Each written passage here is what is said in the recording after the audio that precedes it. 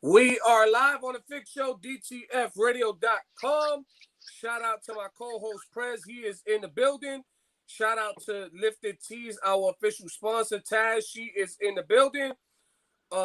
First and foremost, we got to send prayers and thoughts to our team member, DJ Epidemic, our official DJ.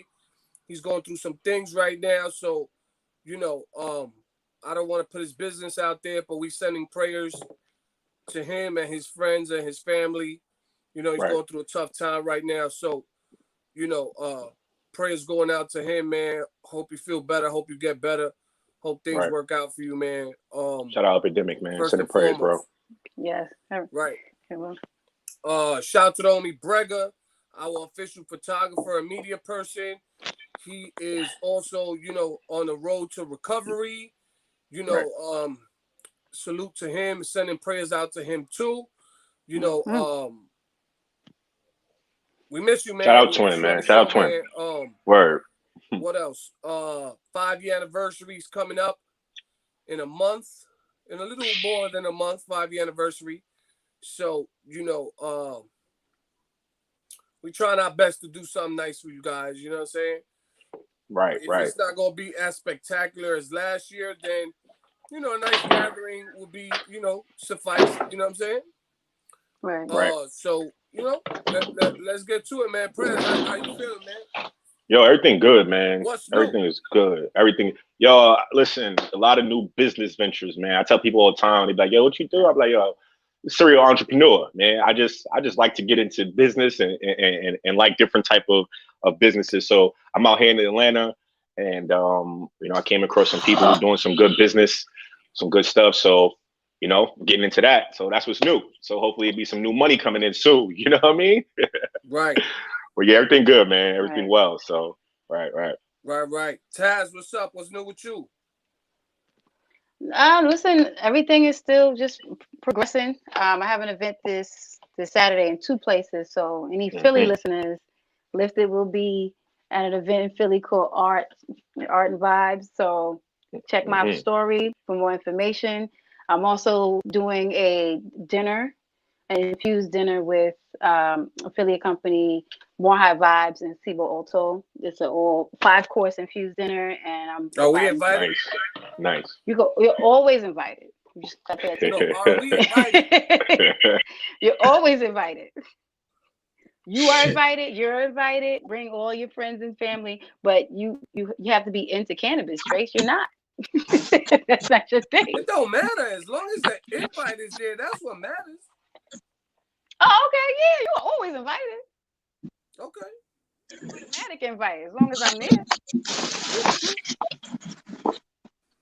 So I just posted the Facebook video. We are live. So we got some dope guests here today. Prez, you want to talk about it a little bit? You want to give us a little rundown? Yeah, man. We got super producer Top Fife in the building coming in. He's been produced. He's done produced for any top artist you can name, from starting with the 90s all the way up to the mid 2000s. He's done production for. All around good dude. I interned for him and such. So met him a few years back in the early 2000s, and great humble dude. And we got also Jay Bombay. We got Jay Bombay in the building. He's an engineer for G Unit. Nice. He's done he has a few other accolades. He's worked with Kendrick Lamar. The list goes on. I'll let him get into it, but he's definitely a great dude. And I just wanted to bring these people on to the show this week because I feel like, Top Fife, I'm sure, is heavily known within the hip hop community. But still, no, I just feel like these people, they were working back in the 90s where producers wasn't really getting love, engineers wasn't really getting love. There was people was actually paying to take the tags out, of the beats and such. So really? there was no such thing as, the producer screaming out his tag on the beat.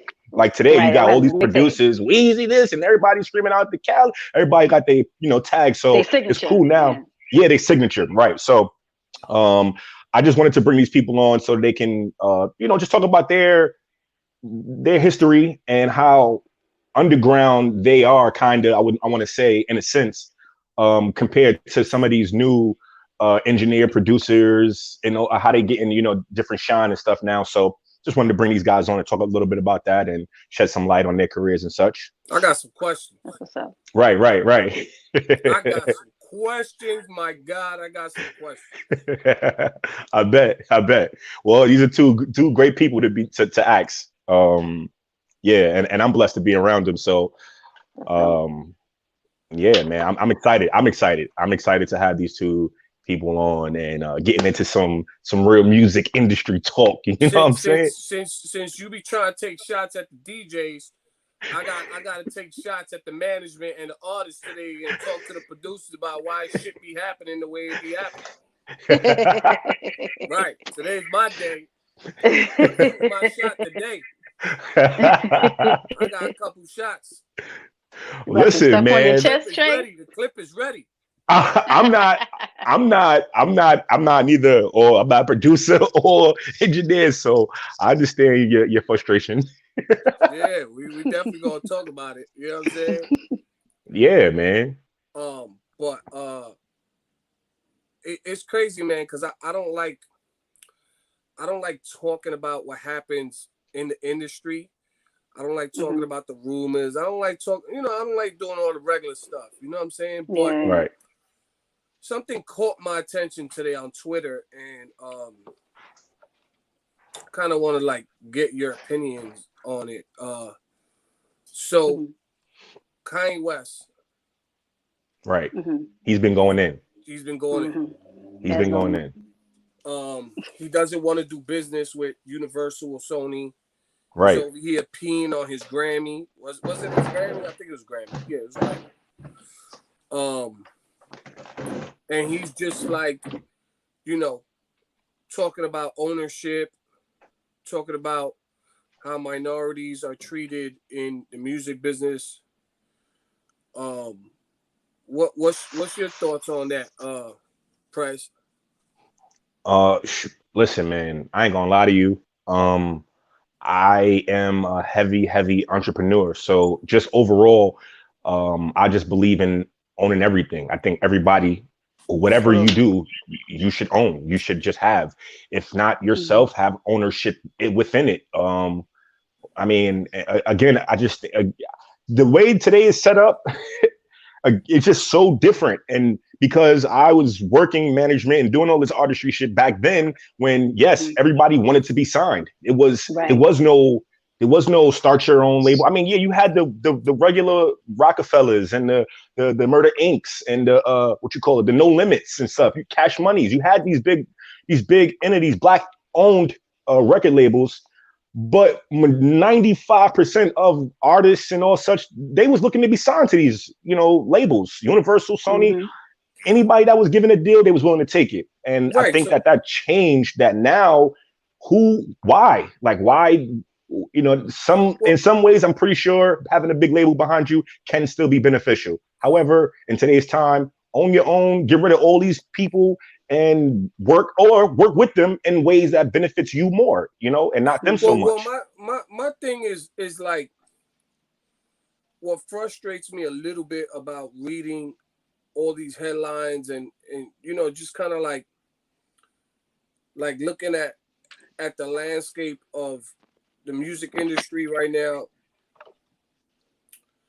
It's frustrating to read or hear or listen to artists talk about how bad of a deal they made in the past. Right. You made the deal. You signed the paperwork. You bought the jewelry. You spent the bread. Now, after all that's gone and said and done, now you want to complain about a decision you made. Right. I agree. Yourself made. You know what I'm saying? I understand that. So for me, it's different if you're trying to educate somebody on how to how to Not look make at them same contracts, mistakes. Right. That's different. Yes. how to read your contracts, what to look for, what not to look for, what are the red flags, what are not red flags. It's different if you talking about your experience of having a bad deal, but to talk nonsense about who you did a deal with, how bad it was, like that was your experience. That was a decision you made. Why are you complaining about it? You know You know what I'm why? saying? If you want to school Because somebody, then school somebody, but don't complain about a decision you made as a grown man. right.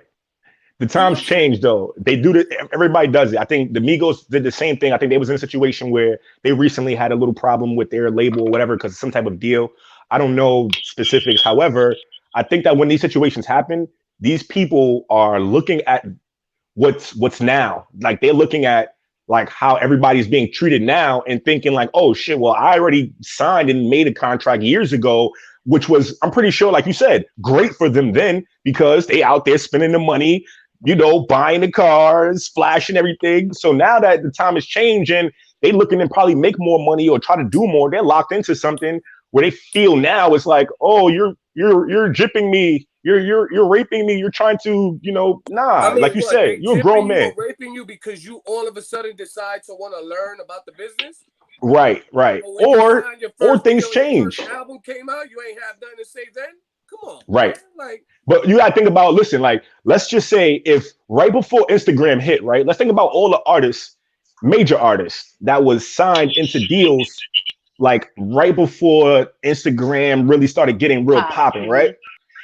Think about how many people was locked or signed maybe 7-year, 8-year deals and probably still or just getting out of those deals and Instagram then blew up. They can't take no ownership of their fresh, own. They can't do fresh, no. Now I feel fresh, you, but you would want to deal. fresh, You would want to change too. fresh. You would want to I change We, too. fresh. honestly, We and I have don't know the always, statistics. I'm sorry, Taz, give me a second. We Mm-hmm. have always seen people talk about, yo, I'm about to sign a deal. Yo, I'm about to sign this deal, Right, right? We always hear or see that, right? right. We don't never see nobody talking about I'm at this meeting and this contract don't look right. You don't never hear that or see that, right? Not publicly. Right? We don't see it or hear it, right? Right, So it's all good when your first album come out and you get your first couple of thousand or whatever. But right after that, when you realize that you could have got more if you would have made a better deal, now you want to complain about it. I just take it for what it is. You made a mistake. Don't make it seem like somebody else made a mistake. You know what I'm saying? But I also could understand that people's life situations could be different in every aspect, and you never know. Maybe you're just forced to take whatever deal it is now so you can get out of whatever situation you're in personally. You know what I'm saying? Like, you get it. But again, talk about it as an experience. Don't talk about it like you got jerked or it's a somebody did problem. something wrong to you. You know what I'm saying? Right, right. What you were saying, My Taz? my thing is, all right, because I'm in sales, right? So I understand it on both sides. In any given situation, you're going to prey on the person that's ignorant. A lot of the Right, times, these artists are so fiended out to get a deal that they're not, even if they was to read that contract, they wouldn't even know what it means. This is why it's so important to have a good management company and a lawyer behind you so they right, can sort these things out with you and you understand what you're getting yourself into. 9 times out of right, 10, that's not happening. They're like, oh my God, they want to sign me. I'm with it. I don't care where I got to sign. They so quick to sign that they don't know what they're signing up for. But the sales pitch was great. And right, that's all they hear. People get burned by a salesperson all the time because they know what to say and what to make you want to just go forward with it. So I do kind of feel for those who are just a little bit blind to it and then realize down the line, oh, this is not really what you told me. This is a little right, different. And then they like, oh, well, see the fine print here, this last line here, under right. paragraph section 3. Come on, does Yeah. anybody read their terms and conditions on anything that they purchase? No. That's come on. But in these times, you should learn from those before you. We've been seeing movies for years about people not reading their contracts and getting screwed over. So you should know better. I agree with Trace, but you should be taking accountability for your own mistakes. But it's still a predatory practice to prey on people that don't know better. So I'm never going to Absolutely. be okay with that. Yeah, that's why I push management all the time. I know people sometimes be like, oh, I want to do my own thing. I don't need nobody to do this. I don't need nobody to do that. And some people may feel like I don't want to pay nobody else and nobody else in my pockets, all that type of stuff. Again, I stress management because a lot of times artists live in the moment. Artists are for the moment. They can say, hey, I want to sign. The deal can say, I'm going to give you $1 million right now for signing. And it, like you said, in that fine print, it says, you can't ever ask to get out of this deal ever in life. You feel me? So Right. if you don't read that shit, yeah, you got $1 million. But then, like now, when Trey said a couple years later, you complaining about, oh, well, I can't never get out of this deal. My guy, you signed it in the moment. You were excited about it and you weren't thinking about the future. You were not thinking about your career in the future. You were thinking about right now, and that hinders a lot of artists just in general. Yeah. And again, that's just artistry, and that's not to blame a person for, but yeah. But it's also educating yourself in the field Absolutely. that you're representing. Trace, you gotta think about it like this. You are in poverty. Majority of let me not say, super, but a lot of artists come from low income backgrounds. So like I was just telling you, we were talking about this earlier. Money rules everything. You start talking money to a person, again, your everything starts to be in different perspectives. It's like, wow, okay, yeah. This might not be the best situation for me right now. Even this $1 million, it might not be the best, but shit, look where I'm at. Look what I have going on. I've been working and doing all this shit for so long. This $1 million can just do something for me to do whatever I have to do to make a little bit something better. Again, it's no excuse on not educating yourself. There's no excuse on not still saying that I should get the ins and outs. But again, I mean, some of these artists, they don't have great school backgrounds, parental backgrounds, and good teachings and such. So it's hard, man. It's crazy that we talk about these things, and we got Netflix, we got Hulu, we got all these things, and you don't see no documentary on this type of stuff. You don't see no. It needs to be one on the actual business side of the music industry. You get all these stories, you get how people started and this and that, but you don't get nobody to really, talk about. We used to have behind the scenes as far as the business side of True. it. You know what I'm saying?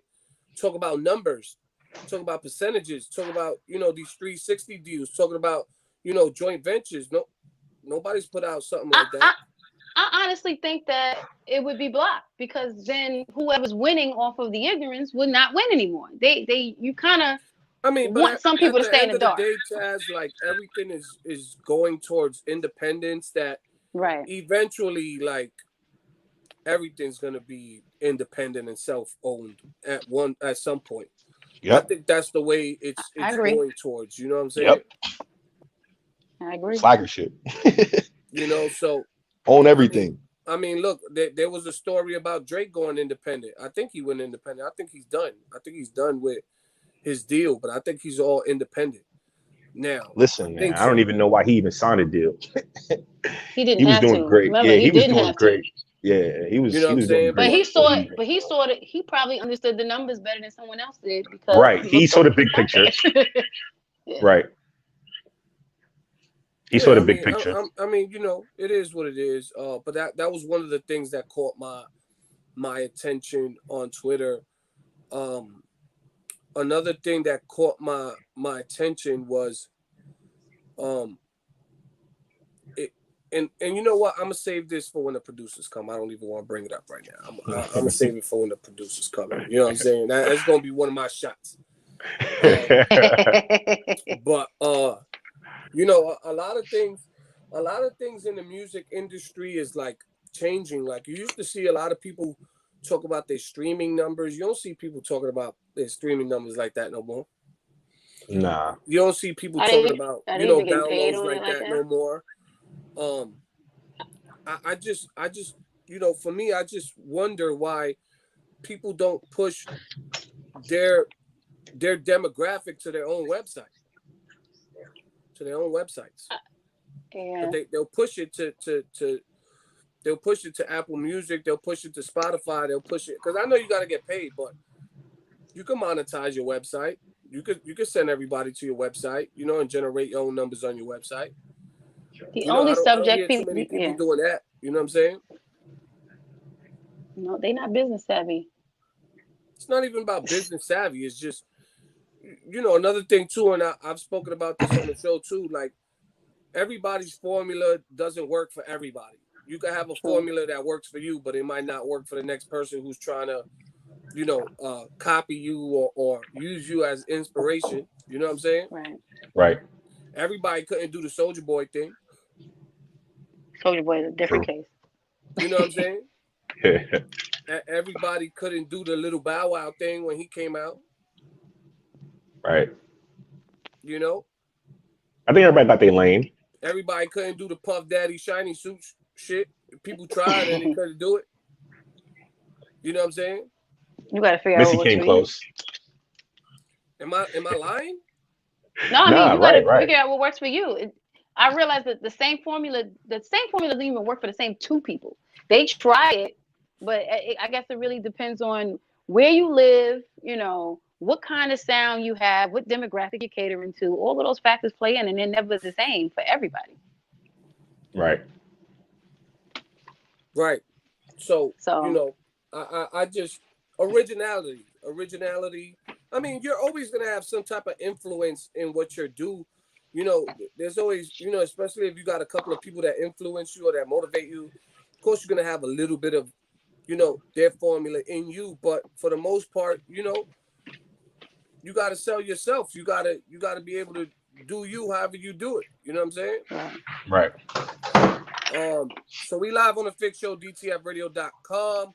Once again, man, shout out with DJ Epidemic, who took the night off due to certain situations. Shout out to Brega. He is, you know, getting better, you know, working on his health. You know what I'm saying? Our 5-year anniversary is coming. Should we talk about some of the DJs we got? No, I don't think we should do that yet, right? Not right now. Not right now. Just wait. Hold on to that. We got two dope DJs. Prez is working on another third DJ. You know what I'm saying? But it's looking like something. You know what I'm saying? Looking like something right now. You feel me? It's looking like something right now. We appreciate it. We appreciate that, y'all. We see the message. Thank you. Appreciate that. Right. What you call it? So yeah, right now we're just getting ready for our guests to come in at 7:30. Matter of fact, Taz, what are you working on as far as like drinks? Let's talk about one drink. Let's talk about something. I mean, let's talk about it real quick. Want to show us what you working on right now? What? Oh, you took a break. You on a 15-minute break. That's what happened. You 15-minute break. And you're on mute, just so you know. You muted. Oh, my bad. Yo, that's a good shirt. So real quick, like that shirt. I like that shirt. It is. So this is the newest thing I got going on. I've been trying to get up my apparel and other, like, you know, branded stuff. I'm gonna flip my camera right quick. Yeah, so you can get it. Right. There you go. Can you see it? Is that a keg? This is a keg. Sure is. That's a keg? That's dope. How big is it? Keg. It holds, it's 64 ounces, so it's like a half a gallon. Wow. So it actually it keeps, this would be perfect for beach or whatever. Like, it keeps the drinks cold for 24 hours. One of our tables for the Fix Show anniversary. Yes, it's coming. That's what I'm saying. I'm trying to get my stuff together now. Oh, she in the kitchen. She in the kitchen. I'm in my kitchen. It's my kitchen. This is this is real tea. You see this? I don't play. Kitchen. I don't use tea bags. Don't you dare. You in the trap kitchen. Yo, that keg is reusable. Absolutely. So like, you know, so like, if I purchase it and if I purchase it and I come get a drink, whatever it comes with, and then I can come back to you and use the same keg to refill for a drink. Absolutely. Oh, that's dope. Why wouldn't you? Okay. How much you set a keg for? That is to be determined. I'm gonna wait and see what I gotta see what the wholesale price is gonna be, and then we can work out how much it's gonna be. Right. Right. Right. That shit That's dope like though. getting a Magnum bottle. Right. Right. Facts. Nobody's doing that, so that's fire. That's dope. Yes, I'm working on that. So That's some college shit right there. You got a Right. keg. Right. You know what I'm so saying? That's at so the college so party. so real quick, I want to officially say this on air. I would like to officially have a fixed show drink. Like this is the drink that we advertise to everybody. Instead of it being, I can always send different flavors and sample sets and all of that, but what is the drink that identifies our show? Mm. Okay. Now, Real, now, real now, now, sponsor shit. I like that, Taz. Right. right. Right. I've Right. been working. Stop acting like I don't Here work. later. Don't start your stuff, Trace. Listen, You know, I'm gonna the say other something. I'm gonna say it. She had to make sure she was gonna be here for a second. Hold on. Right. Now, the idea was to take the one I told you I took a drink off my menu and I was just going to use that for you. But if you want to make that the official fix show drink, I am all for it. You know what? I don't want to leave it solely on me. We got Prez. Okay. Prez got a big voice in the team now. You know what I'm saying? Like, I'm all for it. Listen, whatever the drink is, listen. All I as long need. as you do an infused version of it for him. Oh, exactly. That's Listen, it. we ain't gotta. I'm not picky. Oh man. I'm not picky. Right. All right. Say less. Now we make that decision a little later. You know what I'm Right, saying? right, right. Okay. We still got Brega. We still got App. We still got everybody that want to, Right. you know, and put their little input in on the drink. Right. See what you're gonna have to give us. If not, you have to give us some options to choose from. No, That's because fine. I don't We can do a know. little- I don't know what do a you little how you tasting do and your stuff. You thing. know what be dope? Everybody got a different personality. So if you could get 5 ingredients that describe the person's personality and make the drink with it, then that'd be dope. Oh, okay. Give me a challenge. I like it. Let's do it. Hold that. Hold Right that. Hold that. there. Hold that. Right. She was like, "What? Five ingredients? Yeah, what the hell?" Listen, you I'm got usually doing spices for 10, but somebody that's fine. who's spicy. Oh shit! You know, you got, you know what I'm saying? Like, you got Listen, ingredients that say- describe people. I got Are you gonna be doing like what they call them, like seasonal drinks? Well, I have seasonal drinks already. Like what's Oh. coming back October 1st is the lattes and Trace tasted the coquito. I also do vanilla shot. You had them. I had Those are the some. ones you ordered Yes. from me before. Yeah. I'm working on some newer flavors for that because those been the most popular too. I had some other ones that some people like, some people don't. I like It to just put a depends. request in. I like to put a request in. What would you I like? need a Mr. Trace? coconut type of drink. Coconut type of drink. So I told coconut you. So you flavored type do of you drink. want the coquito? That's a coconut, just coconut all through and through. Nah, No. something else. Like a You want different something else? coconut drink. So you want me to make up a whole new coconut drink? Yeah. Matter of He fact, wants you to make up a whole new coconut drink. I'm not Coconut. gonna make up another one. I already have one. It's just no one knows about it. It's called the matcha cocoa. Do you Oh, like look matcha? at You Look at that. Bring that out. Bring that out. All right, cool. And matcha is great for you, by the way. If anybody didn't know, It's great for I don't know natural what the hell energy. that is, but bring it out. yes. Starbucks sell it Trace, every morning. Don't look at it and then be like, "Oh, I don't want this shit because it's green." Oh, it's green coconut? Nah, don't bring that shit out. It's good though. It's good. What's Nah, wrong it's with good you? though. It's good. You've never had a matcha drink from some Starbucks? Mm-mm. Never, I only never had a tasted ever. caramel frappuccino with It's, extra caramel. this Harlem cat. He's a Harlem cat. Look, I'm a Lower East Side cat. I'm sorry. I'm Manhattan sorry. cat. I do Everybody that cat shit in Harlem. I don't understand. all the time. I do that shit all the time. Yo, because you know why I just say, you know what? I ain't gonna lie to you, Trace. Lower East Side don't really get a lot of love, bro. Yo, watch Lower your East Side mouth. don't. No, I'm just saying, as far as like when it's time to be shouting out stuff, like you hear like Harlem don't really get a lot of love, but you will hear Harlem every once in the blue moon. But like nobody's really shouting out like, yo, shout out to Lower East Side. I never understood why. Like nobody say Manhattan. Everybody say Harlem. Right. Because you know what? Because Manhattan is so like most of these uppity white rich folk live there. It's like who's repping that? Like we don't have that type of notoriety. They want to go for where there's some culture. Yeah. There's not really So a Harlem- culture in Midtown. Oh hell Harlem. no. Harlem is the You culture. know, culture in Nah, watch Midtown. our mouth. Y'all know I got this live on my Facebook page. I'm speaking. You tell me where the culture is in Midtown. They don't know each other. Everybody's to themselves. What they But got to there's know a about lot me? of culture in the Lower East Side, and a lot of culture I came said from here. Midtown. We I said originated Midtown. a lot of stuff over here. Lower what I'm East saying? Side does not count because y'all do still have a neighborhood, but that doesn't exist in other parts of Manhattan except for that in Harlem. Right, but you got like, for example, Corona is a big part of Queens, right? You don't hear people say Yeah, Harlem, I Brooklyn, hear bro, people say Corona. You know what I'm saying? Like, Nobody ever says Corona. people just I'm say just Queens. saying, like Honestly, They say everybody Queens. says every they just borough say except Queens. Manhattan. They say Harlem though. So They don't. We Right. don't. They don't say. He's saying that no one says Manhattan. That's true. No one does say Manhattan I say because there's Manhattan on pieces the in mic all Manhattan. the time.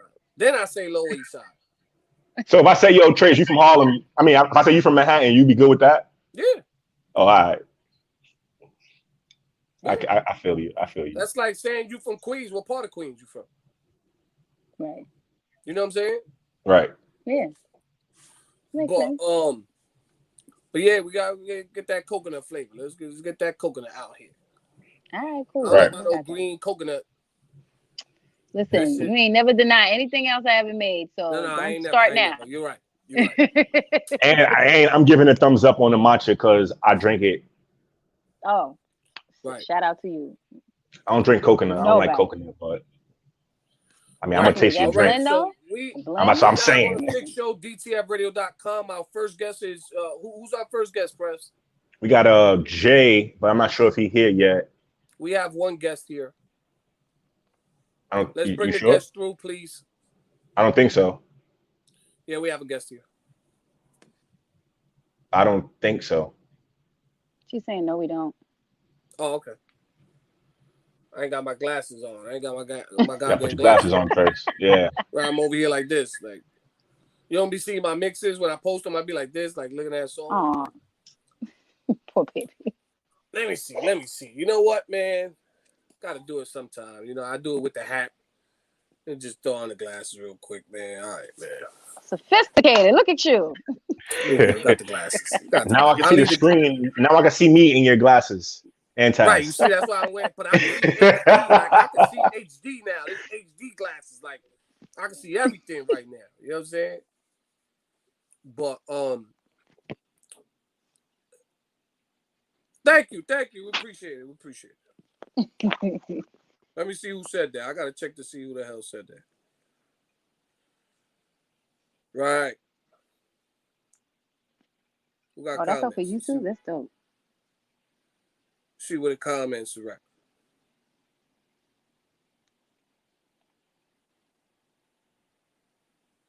Appreciate it. So we got some new flavors coming from our sponsor, Lifted Teas. So I had a meeting today with. Oh wait till prayers come back. Yo, who messed up your blinds back there? You got a fight or something? What happened? Nah, they be getting caught on. You know the top part of the window when you put the blinds down, they get caught on. You just I did got like it that, right. man, and ripped it, right? I catch Always every little forget. detail. You know what I'm saying? How many sneakers you got behind you? How many boxes do you got behind you? Oh man, I actually picked up some new joints today. You wing? Yeah. Would you like to see them? I don't mind showing some Sure. sneakers on here. Yeah, hold on, let me get some sneakers. Hold on.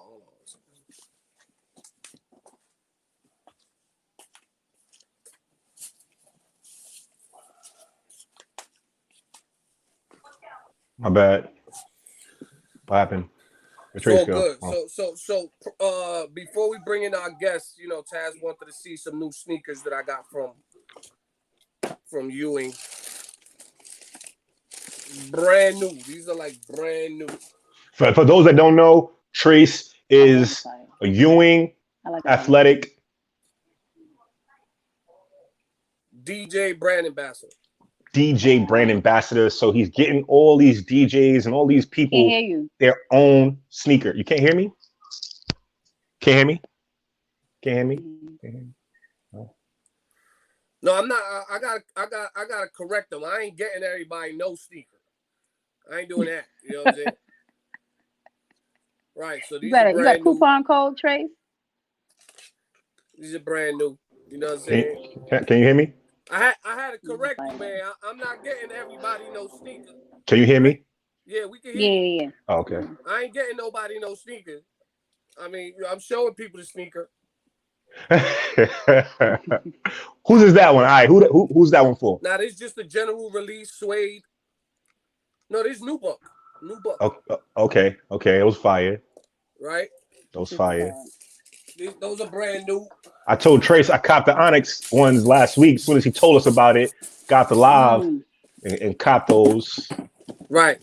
Shout out to Queen. Shout out to Onyx, man. So right before we bring in Nick Colorway. Yeah. Mean. Hit Trase up if you want a sneaker, y'all. Don't hit me up. Anybody want a sneaker, hit that boy. He got you. That's a lie. I ain't got nobody. You see that wall? He got you. You see that wall? He got you. I can only direct you to the website. Or his one of his walls. Right. Nah. My walls is for me. All right. Yeah. Nah, so we live on the Fix Show, DTFradio.com. We got our first guest in the building, Bombay, right? Yes, sir. Let's bring in Bombay. Bombay, what's up, man? Going on? Thank you for having me. My guy. We live on the Fix Show, DTFradio.com. We have A&R, producer, engineer extraordinaire, Bombay in the building, man. What's up, man? How you doing? Chilling. Again, thank you for having me, man. It's my first time doing a If you could raise up your volume a little bit, I appreciate it. If you could raise up your volume a little bit. Yeah. Shout out to the Freak Spot. Shout out to the Freak Spot too. Shout out to the Freak Spot. Can you hear me? Yeah. Yes. All right. All right, yeah, man. like I said, shout out to Queens. You from Queens, right? Yeah, I'm from Jamaica, Queens, Shadyville. Yeah. Okay, man. Shout out to Jamaica, Queens in the building, man. Yeah. So we live on the Fix Show, DTFradio.com. Once again, Can y'all hear me? A&R engineer. Yeah, we hear you. We have A&R engineer, producer, Bombay in the building, man. How you been, man? How's this COVID thing treating your businesses right now, man? Yeah, hey, COVID's treating my business fine, but I feel like I'm more on daddy time than anything else, man. Which is great. I'm starting to feel more like a dad than anything else. So I mean, it's a good thing, but it's just two different worlds, being a dad and being an engineer, you know? Right. So. Right. No, I definitely understand. I have children myself, so sometimes, sometimes we try to find that balance, and sometimes that balance is not there. That's just real talk. Nah, you know what I'm saying? All. Yeah, it's funny because that's what I meant to specify. Like, when I'm able to balance my day, I feel successful. But when I spend too much time on either end of the spectrum, it doesn't sit well. But like you said, you hit it on the nail. It's about balance. Right. So let's talk about your career as an engineer, if you don't mind. Let's start off with that. You've worked on a lot of important projects out there in hip hop history. I gotta ask you these questions, man, because this is a show that also promotes a lot of up and coming artists, and we have a lot of discussions with a lot of upcoming artists, and it just seems like these artists, they spend their money on producers, on great engineers like yourself, and they spend a lot of time in the studio, but they still come out the studio unprepared as artists. And we've had conversations before as to why. Like, if somebody pays for studio time and they don't come out with their music labeled correctly, are you blaming the producer? Are you blaming the engineer? You know what I'm saying? Like why do you think upcoming artists are so unprepared nowadays, especially with their music being labeled, or their music sounding correctly? Like, I don't even think some artists understand what a rough mix is and what a final mix is, and You know what I'm saying? Like it just be all over the place with a lot of this music that's out there right now, man. Yeah, and you see the reason being, I don't think they are spending money on the engineer. I think they're cutting that part out and not valuing the engineer, and that's why the music is coming out the way it is. Um, like Nas will say Nas said in a song one time he used to have to wait in the studio for Rakim not to show up so he could record. Like that's how inaccessible studio time was back in the day. But now anybody with a laptop can crack it open and record themselves. So what happens is when you build this consistency recording yourself, now you're lit. Now your ego's big. So now when you're in the big studio, you're thinking you don't need the engineer who might have 10, 20 years more experience than you. So I think that's a major problem now. A lot of cats are coming up recording themselves and developing bad habits, and then the ego is not letting them learn and correct those bad habits. Right. And you have some of the engineers and producers in the same boat who are just coming up, who are not getting that skill, that trade taught to them by a professional engineer to say, hey, after you're done your session, make sure you label this correctly. Make sure you put the right, name to it. Make sure you export it the right way or do whatever is supposed to be done the right way. A lot of these producers, engineers just go on YouTube, find out how to do what is supposed to be done. And then again, they're not getting the ins and outs. They're not getting what you as a DJ are looking for. Like when you send your music, make sure it's labeled correctly, So I think it goes both ways. Personally, well, but you also have like a lot of issues with with people trying to promote their raw MP3 or their their rough mixes. Like it's just crazy out there. Like to me, I don't understand. Like if you're paying for studio time and you got an engineer and a producer in your studio, during your studio session, why are you not getting what you're supposed to get out of what you're paying for? Unless you cutting corners and you paying your man $25 and you getting $25 worth of engineering services. You know what I'm saying? Like, I'm not sure what it is, but like a lot of artists are not really built on having anything mastered nowadays. Like, I don't understand why. Yeah, and that a lot of them develop that demoitis. They sit with their record long, again, avoiding. It seems like they want to pay for everything else except the recording. So I think they're holding on to their demo for so long and getting fly or paying for the video and doing everything else that they're sitting with that demo for so long. They like the way it sounds, and a mix to them doesn't sound the way they fell in love with the song. Right. So that's something else. That's the demoitis. How can an upcoming artist tell if they have a good engineer in their studio session? How can an artist tell? I'm sorry, say that again. How can an upcoming artist tell if they got a good engineer during their studio time? Like if somebody comes and they just want, they heard from another source that this is a dope studio and they got an engineer and it's $50 an hour. How can an artist tell if that engineer is good or not? Well, I mean, you was kind of breaking up, but I think I got what you said. I personally don't think any up and coming artist should be paying for studio time. I think it will behoove every up and coming artist to learn how to record themselves, because that is an expense you may not have a budget for in the beginning. So I think getting recorded is a luxury. When you got the money for it, then it's almost like working on your car. You don't got the money to go to a mechanic, you better go on YouTube and figure out how to do it yourself. Right. That makes sense. But now if you got the bread, once you got the bread, you let the mechanic do it. So but how do you know? I think every engineer. Go ahead, Prez. Yeah, I was gonna say it, but how do you know if that mechanic or that engineer is any good once I pay you? How do I know how do I know when I leave that you were a good engineer?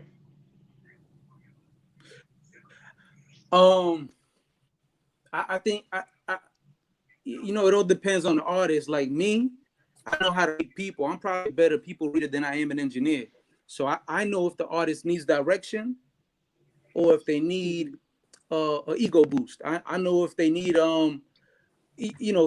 whatever. I could read their vibe, so I know how to tend to them personally. So, but I think when you leave a good engineer, you feel your work has been enhanced, however it may be. Okay. You know, what Okay. corrected your flow, or whether you left with a boost of confidence. You know, they might have not said a damn thing, but made you feel like the man. So I think if you come out of that session feeling better, you got a good end. Right. Right. So it's I mean, not. So what you're saying, it's not always. But it's not always about the technical aspect of what you do. It's more about that and the person that you could be towards the artist. Right. Right. Right. And Trase, you're a DJ, so you know you kind of gotta read, like, as an engineer, you're like the pilot of the plane. So if you get on a plane and your pilot looks fidgety, that's gonna be a nervous 3-hour flight, you know? right. But if you get in the plane and your pilot is cool, and he's chilling, sleep on you're chilling, you're coasting for the rest of that flight. So man, I don't know if I answered your question. I hope I did. Yeah. Right. Now you good. Well, yeah. for me, you know what I'm saying? Like when it comes to me and people want to hire me, they of course they could go on my page and hear a mix or blend or something. You know what I'm saying? But when it comes to an engineer, like I ask because a lot of engineers use a lot of different plugins. A lot of engineers have a lot of different, technical knowledge of how vocals should sound, what type of EQing, what type of compression. You know what I'm saying? Like it's really technical when it comes down to a real good engineer, what type of equipment he using. You know what I'm saying? So that's why I came out with that question and I asked you that. You know what I'm saying? Because back in the day, when I was around studios, it had to do all with, what type of plugins he got, what type of MacBook he got, what type, does he got a, does he got an Avalon in a studio? You know what I'm saying? Like it just depends on, what you was working with, as far as being an engineer and a producer, Mm-hmm. Right. Right. But I wanted to, while we have you here, I know, did you freeze so you can see it? You can hear us? Yeah, I Okay. can hear it's kind of breaking up, but I'm making it do. Try to leave your phone in one spot if you can. Yeah, we was good over here. Yeah, if you can leave your phone in one spot, that might help a little bit. But I wanted to touch on some of your back career, like how you got started and who you got started with, and maybe going into like now where you stand as far as your engineer career.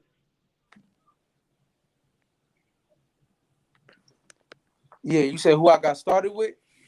Yeah, who you got started with up until, some people you've worked with and what you feel like how you've grown from working with some people when you first started to now, and what you feel like your growth has been, for your career.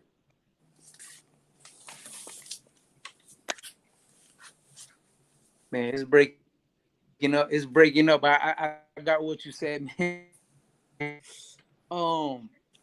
Like start a unique start. I didn't start from the ground up. I just jumped right into the fire with Mano, and this is like high hater Mano. You know what I'm saying? Like right when he's Atlantic deal, big studio budget, all of that. So what happened was I wanted to be in the music business so bad I had lied and said that I knew how to engineer when I didn't. Just trying to get in the studio. So I thought I was gonna have a few months to be able to watch and observe and then pick up on fly.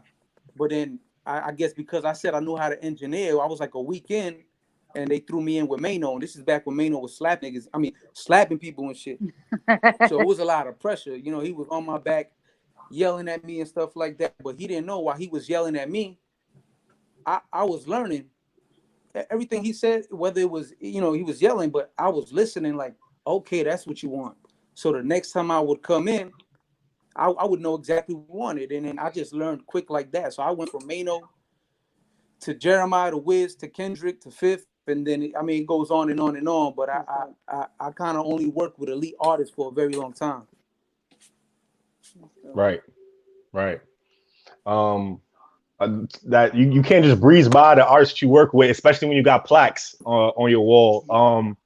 You want to talk about the plaques you got?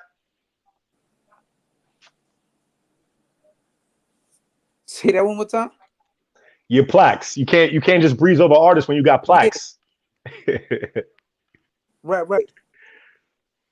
How was that? Talk about that. I got I got a plaque. I got a couple of plaques, man. But one, there's one that meant a lot to me, and that was the Kendrick one for Good Kid, Kendrick. Mad City, and Poetic Right. Justice, and I was never big on credit. Like, again, I got a couple of plaques I still haven't collected yet, but that plaque I almost missed out on. I almost told the studio I was too tired to take the session, and then something in me just told me, yo, just take the session. Wow. So I took the session, and it was a Kendrick, and he hadn't blown up yet, Section 80 Kendrick, but he wasn't Good Kid, Mad City Kendrick yet. So, he didn't waste my time. That was one session. We recorded Poetic Justice, and then I got a plaque out of that. So, that day kind of haunts me because I was too tired to take that session. Right. Ooh. So from now on, you just get your ass up. You don't even make no excuses. You just never know what kind of opportunity. Right. I'm pretty sure you never know. That's what... Go ahead, my bad. So now your home producer, your home artist right now is G Unit's Lloyd Banks. How is it working with him on a regular and new music with him?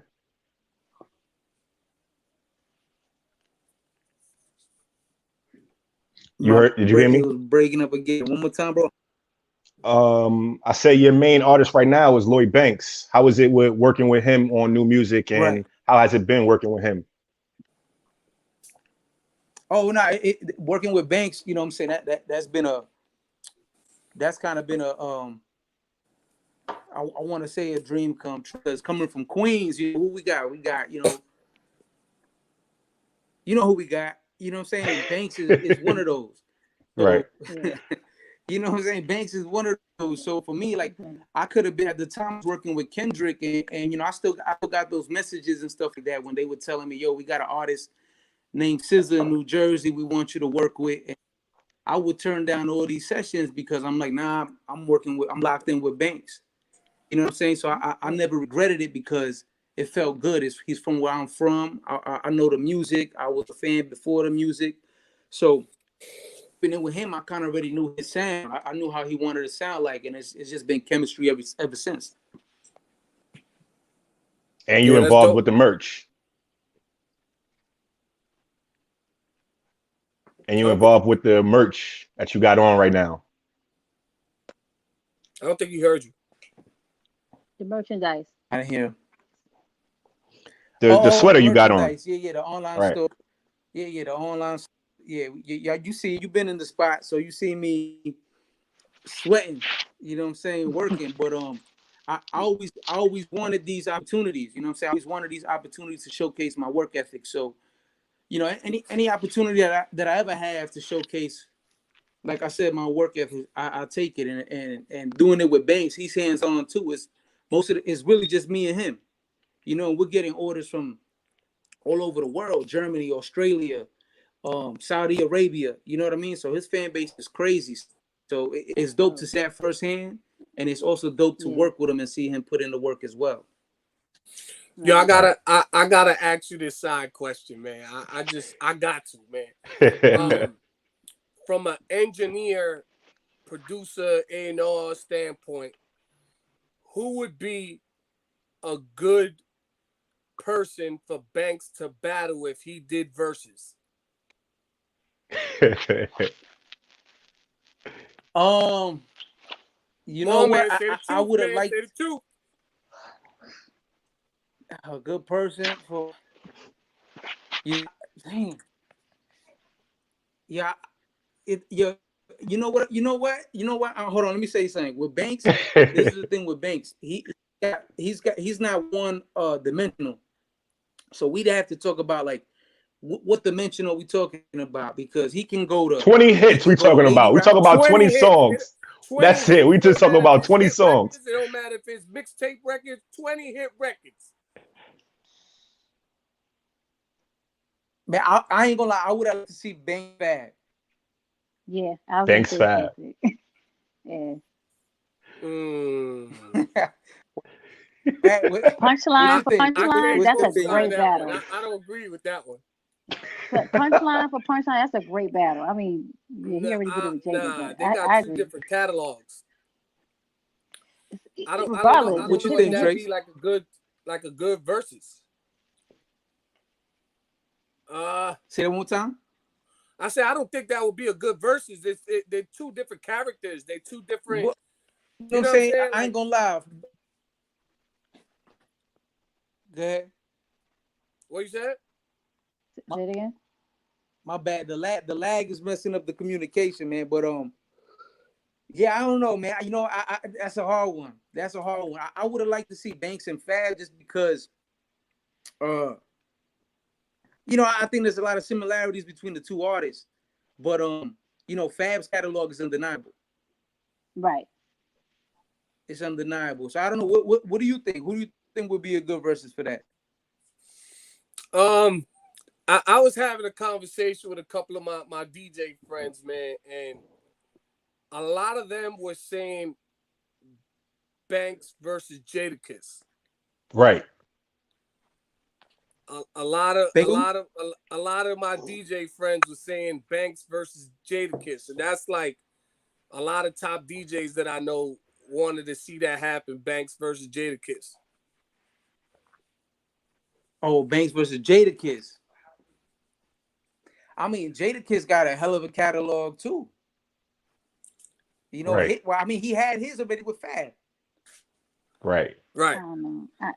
I feel like So it's after different that, I don't from know if You know, I don't know if I would want to see Banks versus Kiss either. After that battle he did with Fab, I don't no, know. but I wouldn't I put mean, Kiss the only against way him that could necessarily. happen is if you have, the original G Unit versus the Lox. Right. Oh man. That's that. You know what I'm saying? Right. That I would be don't think good. that's ever gonna happen. But That would be something to but see you know, though. I would I would pay to see you that. know, it's hard to say.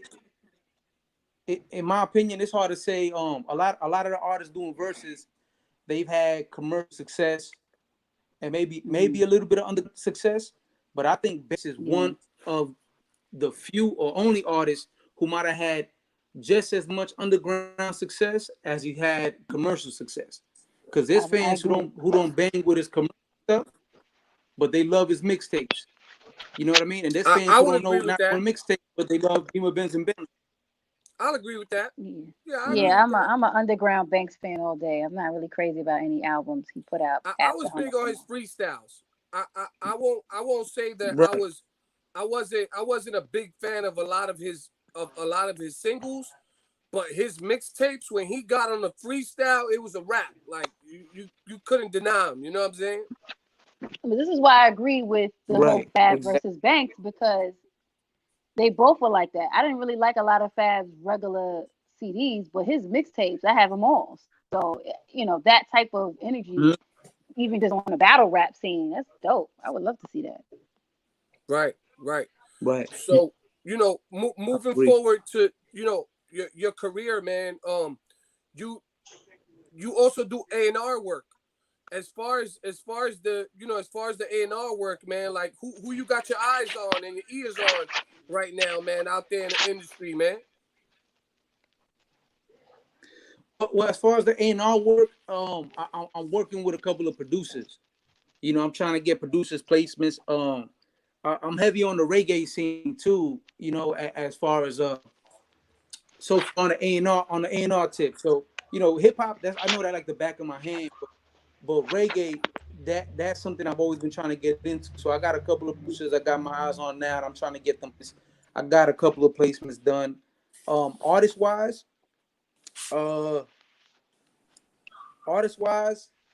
there's a few guys. I mean, I got a couple of people in the studio coming in. Yeah, I don't know, a couple up and coming guys. You'll hear about them I was soon, gonna but say, nobody out there I know you really were blowing more up. heavy on the independent artists. And I was gonna tell Trace that too. Like now how you're moving, you're a lot more in the independent artist scene. So yeah, I mean, if there is any independent art, I know you were working with somebody already from Texas or whatever. And yo, Jay, by the way, when you leave your phone still, it kind of keeps connection a little bit better than when you're moving it. Just so you know. But yeah, I know you're working with somebody out of Texas too. Is that still going through? Yeah, that's an artist named Ricky Blue. You know what I'm saying? I definitely had my own Ricky Blue. He's out in Texas. I brought him up to New York. We did Sway in the Morning, killed Sway in the Morning, and then got invited back for the site at the end of the year at the YouTube studio. Killed that too. And that was kind of my first taste of management, which is where I'm looking to go next. So, the A&R and stuff is leading me into artist management. I kind of want to do more than just put them in somebody else's hands. I want to keep them in my hands and help them get to the next level. Right. That's dope, man. That's dope. You taking the knowledge that you have and you spreading that to the next wave of artists, man. That's a dope thing. That's commendable. You know what I'm saying? Yeah, well, I mean, if you're going to do that, you might as well get into the whole. I mean, he has his own studio. I mean, you talk about your studio and how you have the interns, and how you doing your projects with the artists, even the artists that come in, and how you're kind of teaching them to work for themselves and stuff like that. Yo, I just want to let y'all know I'm putting pieces of what y'all saying together and and hoping I get this right because I can't really hear. It's breaking up. But Red, say that one more time, bro. Yeah, I was saying, talk about the freak spot and how you teach the artists how to engineer, how you teach the artists how to engineer, how you have the interns come in and how you started your own studio, how you built that up. Okay, yeah. Well, so the freak spot, it's my studio, but usually, when people have their own studios, they name it after themselves. I wanted the studio to be a place everybody felt like it was their own spot, and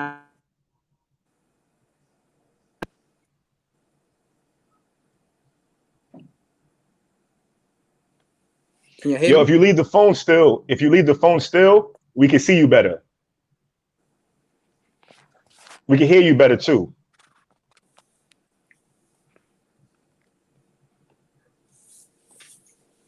I don't know. Can you heard me?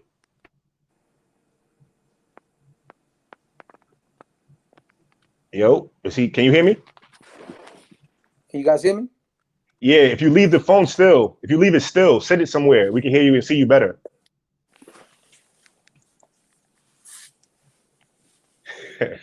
All right.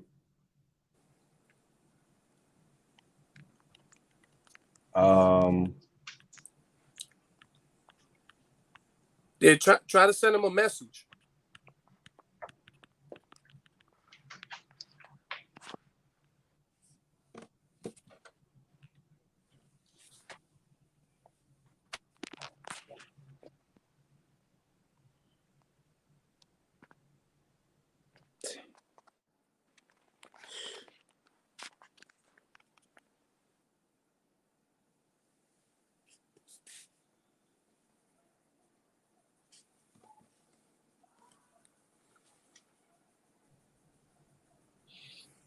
Yeah, I don't think it's us because we're good, right?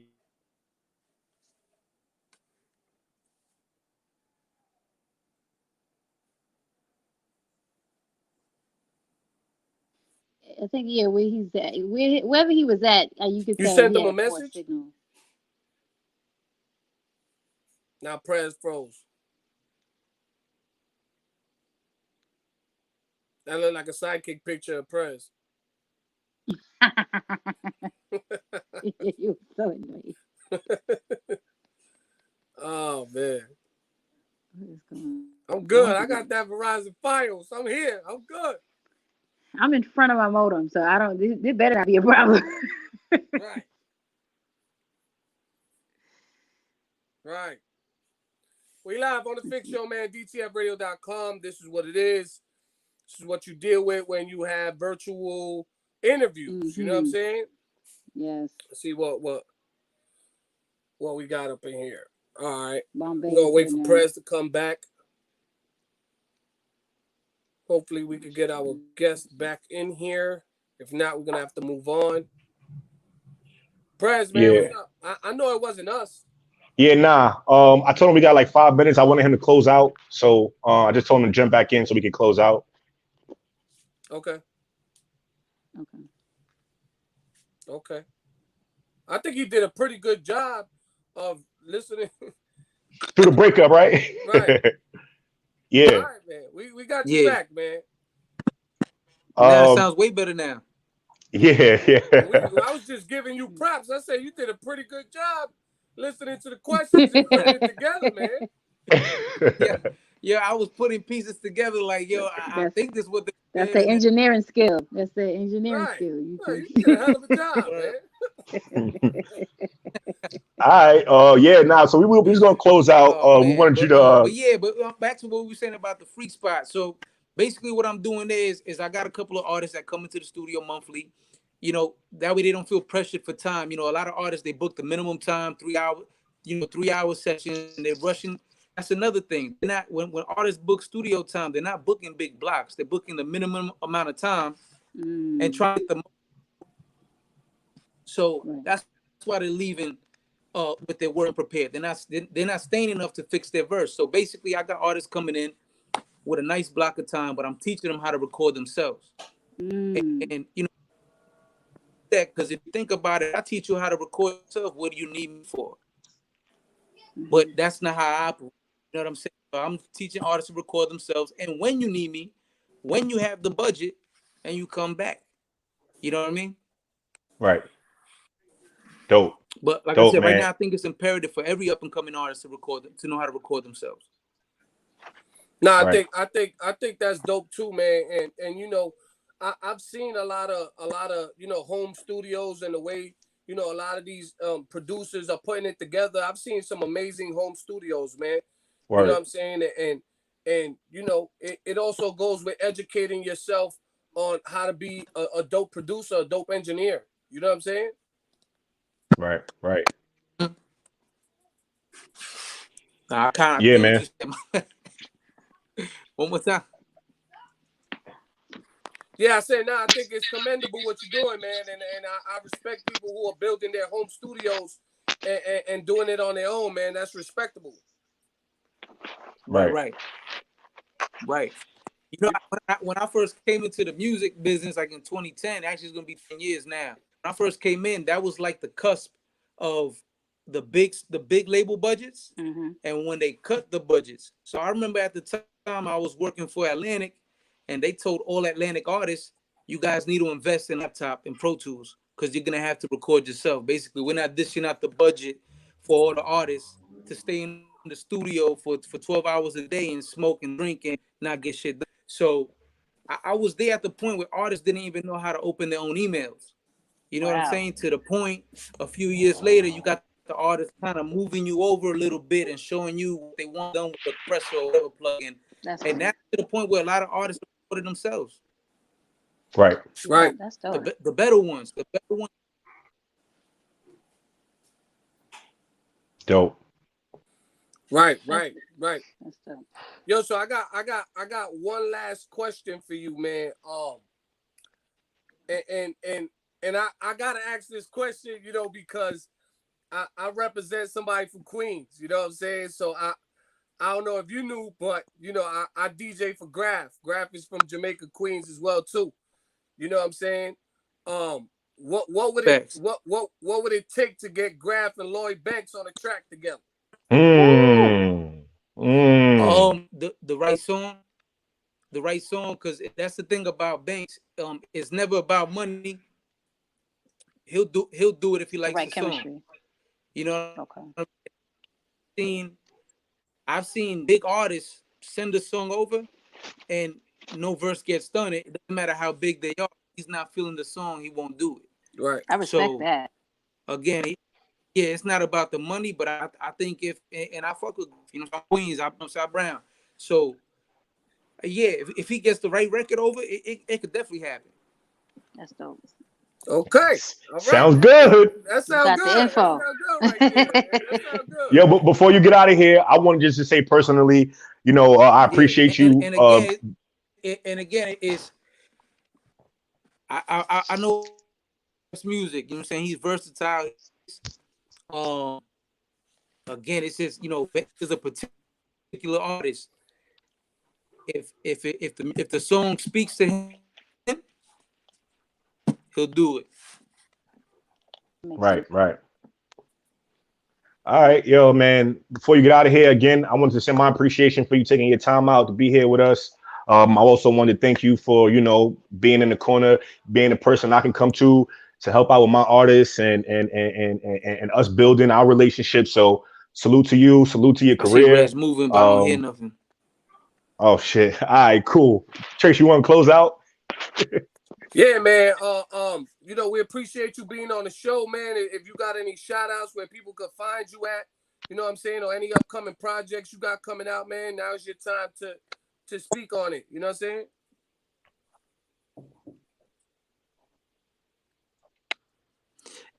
Now, you know what? I want to come in about a month. I want to come back. I have a lot more to talk about. Yes, in person. Sounds good. I got a lot of things right now that I speak on, but in about another month, I'm gonna have a couple of things here and there. I'd definitely like to talk about. Let's put you in a better Wi-Fi space to get that conversation out next time. And hopefully we're not on this. Hopefully we could do it in person, man. Right. In the studio. All right. October we're gonna be back in the studio. October. You know what I'm saying? Yes. Right. We appreciate you, man. Thank you, man. We appreciate you being on the show, man. Yeah. Thank you for having me. I appreciate y'all. You're welcome. Enjoy. All right. All right, so I think we got Top 5 in the building. Let's bring him through if he's still here. All right, man. We live on the Fix Show, DTFradio.com. We got Mr. Top 5 in the building. You know what it is. What's happening? Salute, man. What's up? Hello. What's happening, y'all? Big salute. Big salute. My people, what's happening? How you doing, man? How's everything? Everything's good, man. I can't complain nothing. How's the health? How's the family? How's the health is accurate. The family's good. You know, how's your family? How's y'all family? We all good. Blessed. We on this side, man. We God bless. God bless. We good, man. So I want to jump right into it, man. Top 5 in the building, man. Before we get to the hip hop and all that, man, I'm real anxious to talk about, you know, your work in the film industry, man. How different is it working in the film industry, like producing for films and you know, as far as like producing for films and producing for hip hop, you know what I'm saying? Well, scoring stuff is a little different. It's like you gotta see the scene and you gotta match the music with the scene. You know what I mean? Right. Mm-hmm. So I mean, it's similar to like when you, I guess, you do a remix or something, you know, for somebody. Right. But what do you see when you say score? Like when you say matching the music, are you looking for, like, is somebody bringing you a scene and then you have to find the music for that scene? That's how it usually goes. You match the music with the scene. Sometimes it's like let's just say it's a drama murder movie and something just happened. It's got to sound like something just happened. Like, you know what I mean? So right. That's how you gotta do it. Okay. Right. So I mean, you know, another quick question. I just wanted to jump into it because I had it all in my head. So as far as like, you know, hip hop artists always trying to get on radio, you know, getting their music on Spotify and iTunes. What's your take on artists pushing their music to be in movies? I don't see a lot of artists pushing their music to be in movies, to be in, you know, soundtracks or video games or, you know, commercials. How do artists push their music in that direction? I just say get it out any way you can. If you have an outlet in gaming or film, do it that way. You know, if you know somebody's doing a compilation, get a song on there. So it's almost the same way of as people do it in the hip hop industry. It's all the same thing. So nobody wouldn't. So can an artist come to you with music and say, "Hey, I'm looking for this to be scored"? Is that what you do, or that's not part of your? I mean, if I'm doing a film, you know what I mean. Usually, I would get with a movie producer to to score. You know what I mean. Right. I have to get with a movie producer that's like, yo, listen, I'm gonna let you score it. All right, cool. So Then you look for the artist. unless I'm doing my own film, and I'm not doing no film. Right. Right. You know Right. I mean? What would be your best work so far in your career? I don't know. Everything I put out, I try to do better than the last thing. So everything I did, I just try to get better. Right. Right. I definitely get it. Prez, you got a question? Now, I just wanted to say, like, first, I was talking to Trace about it, but so Top Five had gave me one of my first opportunities as an intern at the Music Factory in Long Island back early 2000s, and I want to say I lied and said that I was some type of engineer or something, so I could get my foot in the door. It worked. He gave me an opportunity. I sat, and it was I want to say it was a great opportunity. Top Five to me was one of those people who even though we were interns, treated us like we were in the industry type of feel. He talked to us like we were not interns, like we were a part of his team. He gave opportunities for us, like the different tasks. We had engineers in it that he would do stuff for, and we was able to sit in on a lot of these industry artist sessions to get their takes and stuff. So also, he's a person that is very stern and very I've seen a lot of people quit during that time when I was there in the Music Factory because they felt like, maybe he was too hard, or maybe he was too rough, or maybe, the way he talked was a little aggressive. However, but it was a couple of us. Cool, man. No, but Ty, you listen. Listen. You come on. There was some people who was out of there quicker than they came in. You feel me? And that's whether you let them go. They had to do. They knew what they had to do. I mean, I wasn't. I'm not difficult. I'm straight up. You know that. No, and that's it. And that's what that's what I feel. Where most people kind of got the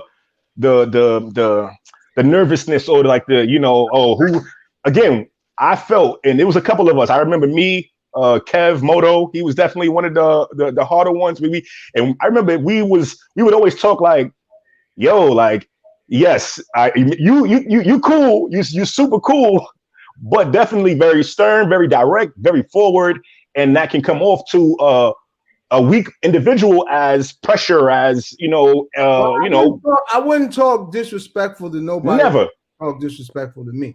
No, never.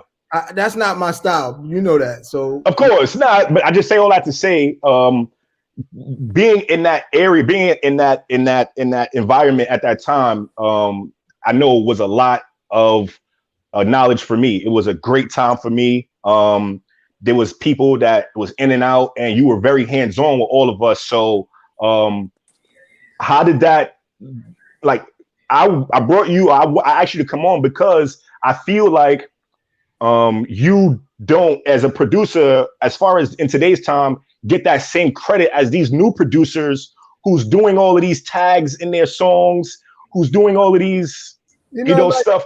Yeah. It's cool to me. Like, I love everybody's stuff. I really respect everybody doing what they're doing. I just go about my way totally different.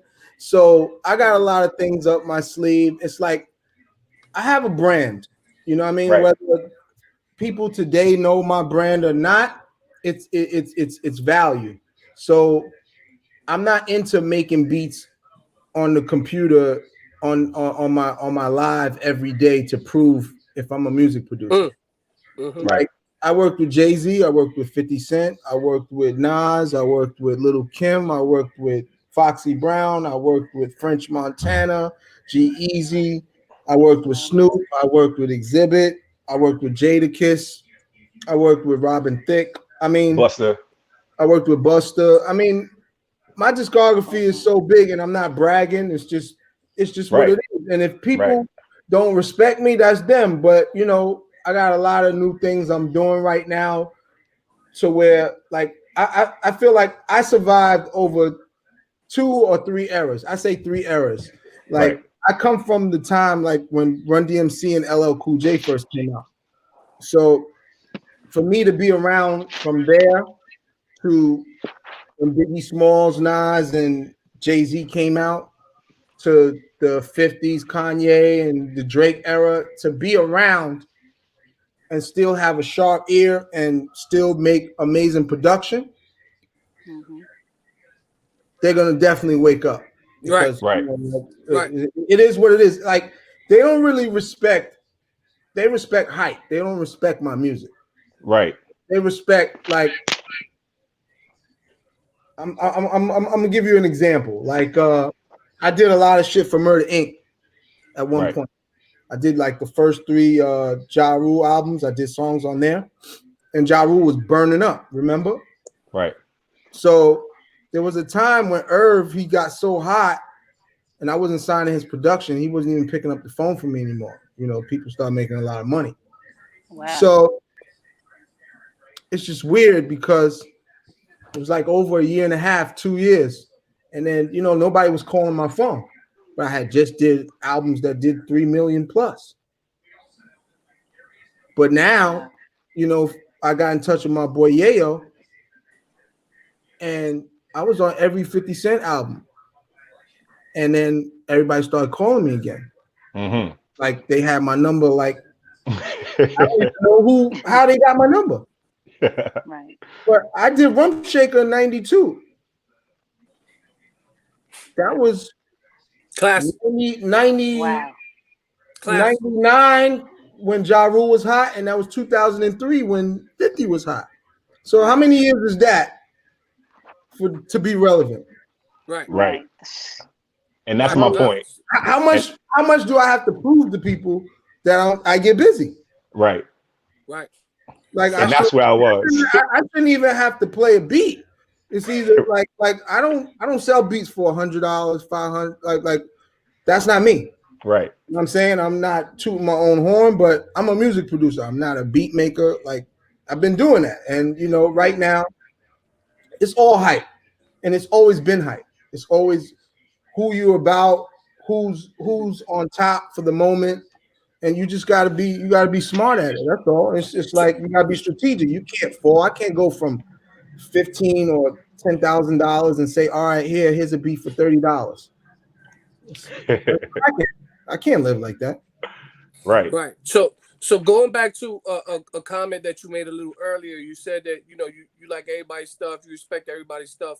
So as a music producer, you don't think there's a lack of innovation in I mean, I like them personally. I like the go-getter and the fact that they made to where they got. But I'm not a fan of their music like that. I'm a fan of classic music.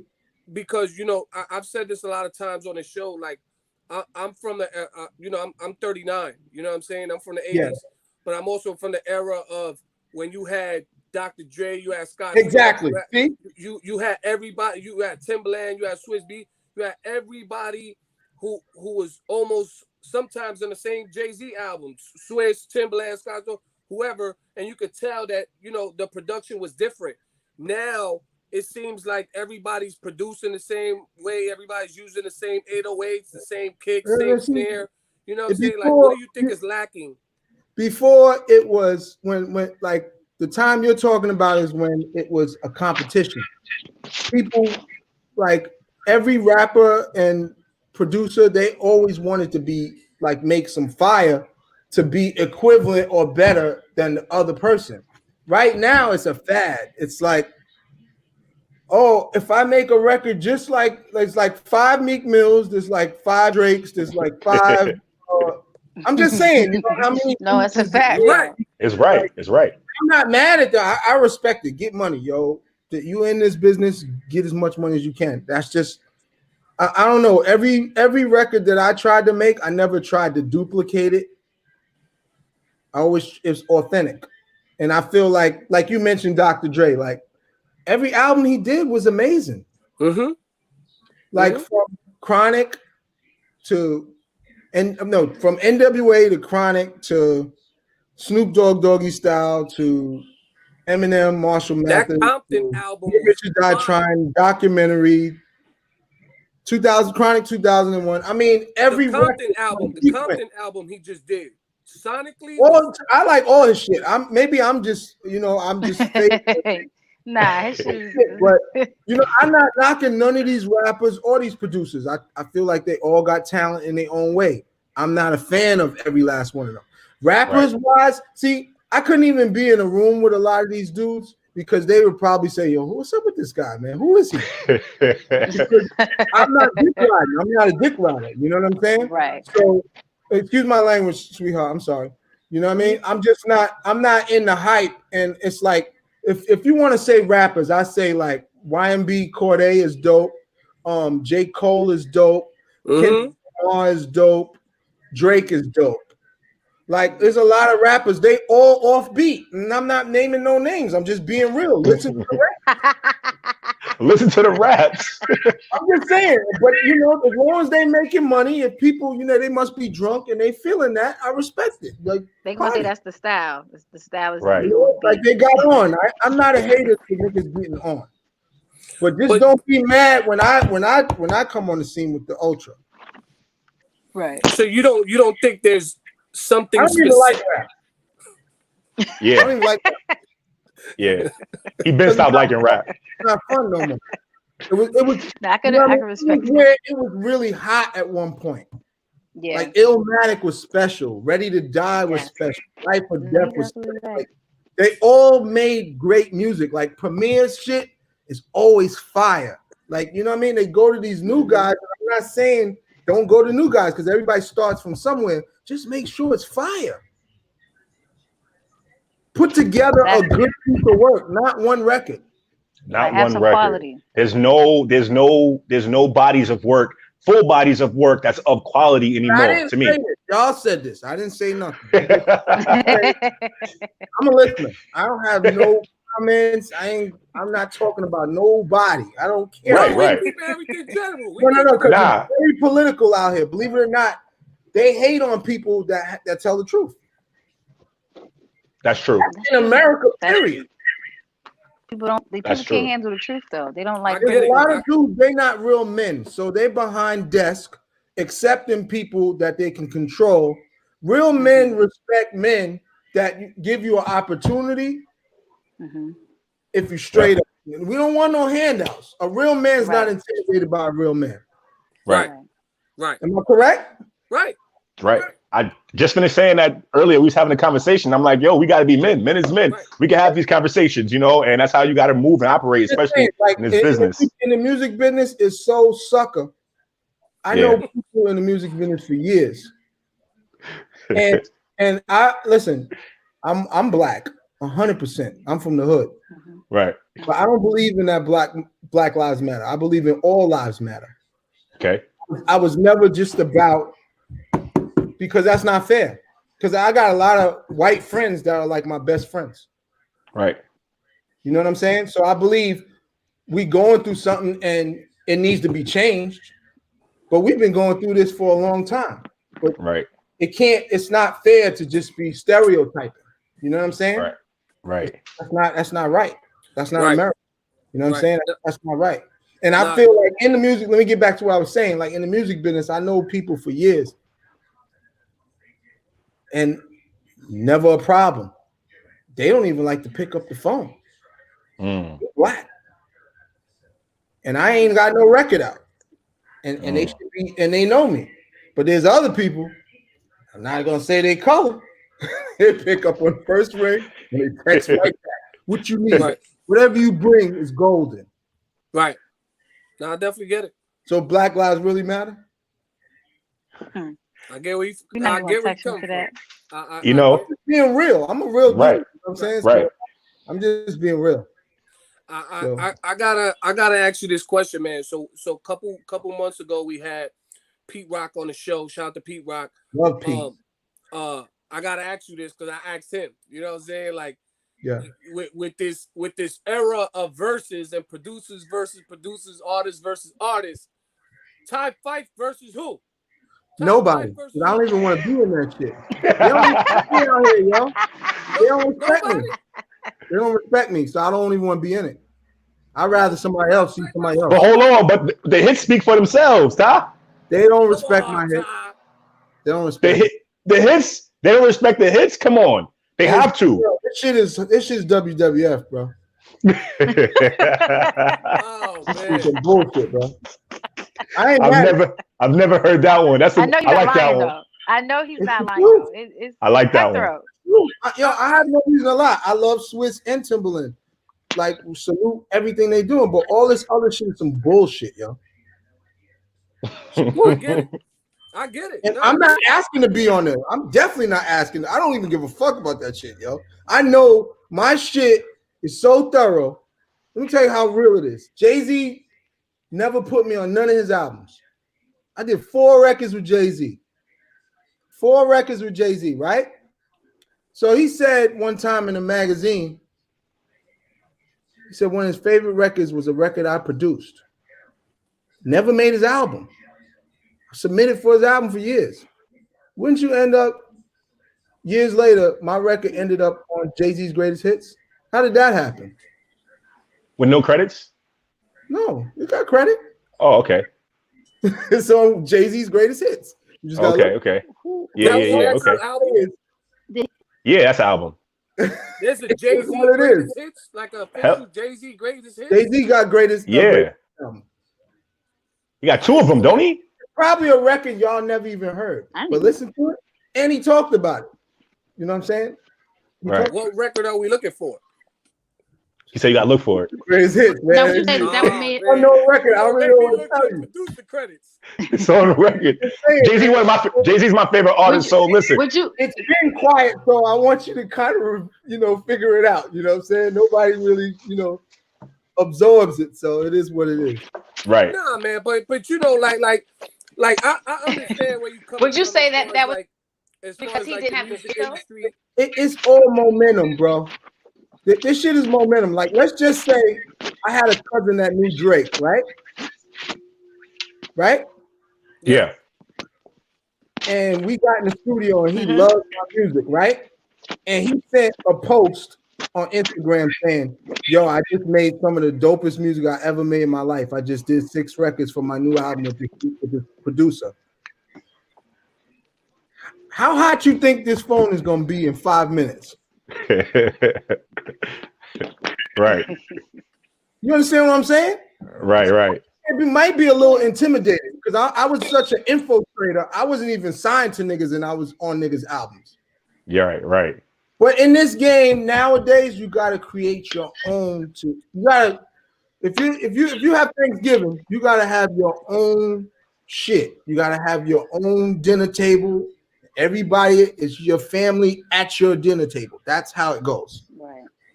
Right. But for me, man, like I'm just saying, like, I understand where you're coming from as far as how you feel about certain aspects of the music industry and how people do business and the respect level that people have for you. But like all these hits that you got, everything you've done, man, like you ever thought about doing a documentary or putting out a piece where people? I'm not ready for that. I'm not ready for that yet.